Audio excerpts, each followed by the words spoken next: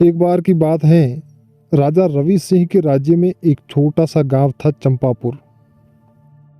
गांव के बुजुर्ग अक्सर कहानियां सुनाते थे कि जंगल के बीचों बीच एक गुप्त खजाना है जिसे राजा विक्रमादित्य ने छुपाया था। इस खजाने में हीरे, जवाहरात और सोने के ढेर लगे थे। वीर नाम का एक लड़का रहता था चंपापुर गांव में। वह बहादुर और हमेशा रोमांस के लिए लालायित रहता था। बचपन से ही उसने खजाने की कहानियां सुनी थी और उसके मन में उसे ढूंढने की तीव्र इच्छा थी। एक दिन वीर अपने सबसे अच्छे दोस्त रामू से मिला। रामू भी वीर जैसा ही साहसी था। वीर ने उसे खजाने के बारे में बताया और साथ मिलकर उसे खोजने का सुझाव दिया। रामू तुरंत मान गया। दोनों ने जंगल का रुख किया।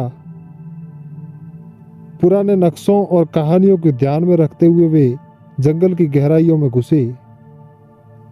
रास्ते में उन्हें कई मुश्किलों का सामना करना पड़ा। घने पेड़, जंगली जानवर और जाल बिछाने वाले गड्ढे, पर वीर और रामू हार मानने को तैयार नहीं थे। उनकी हिम्मत और बुद्धि से वे हर चुनौती पार करते गए। आखिरकार कई दिनों की खोज के बाद उन्हें एक विशाल बरगद का पेड़ मिला। पेड़ के नीचे एक पत्थर की चौखट थी जिस पर अपरिचित भाषा में कुछ लिखा हुआ था।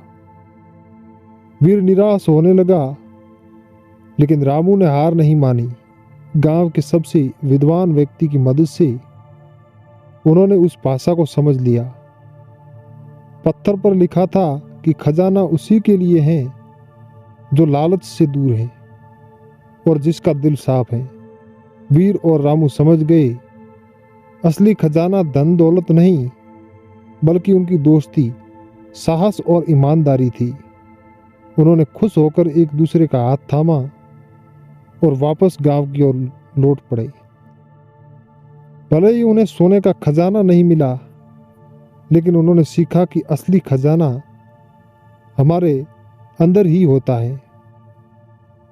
उनकी कहानी पूरे गांव में फैल गई और सभी ने उन्हें सच्चा खजाना खोजने वालों के रूप में सराहा। इस कहानी से हमें यह सीखने को मिलता है कि असली धन और खजाना हमारे अंदर छिपा है। साहस, ईमानदारी और सच्ची दोस्ती, लालच से दूर रहकर हमें अपने आप में विश्वास रखना चाहिए, क्योंकि यही हमें सच्चे सुख और समृद्धि की दिशा में आगे बढ़ने में मदद करते हैं।